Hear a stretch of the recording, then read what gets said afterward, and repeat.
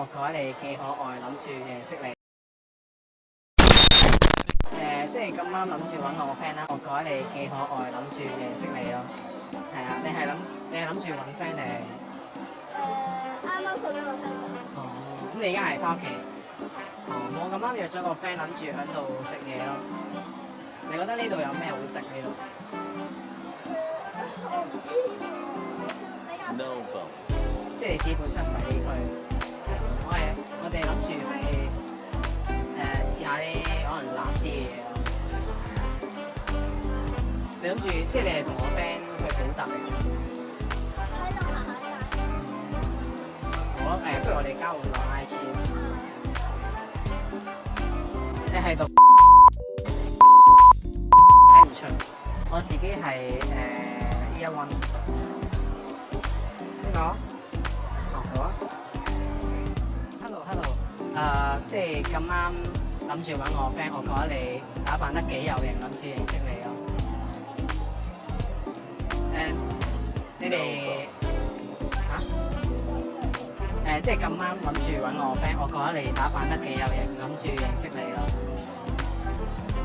你哋係諗住食嘢？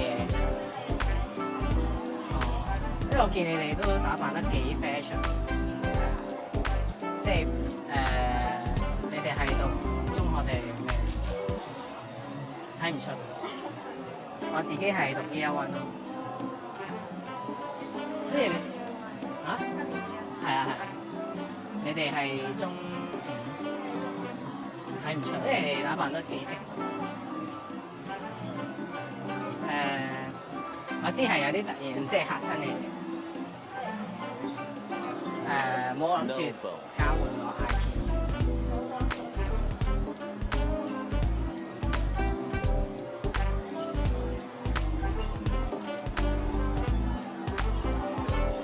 咦，感覺你係似讀 Art 我哋。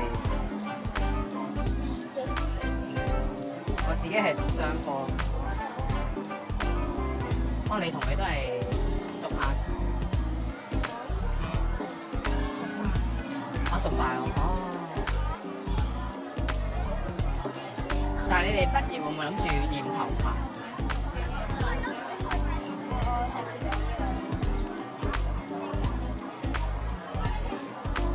如果你想染咩？想染咩？即係如果畢咗業。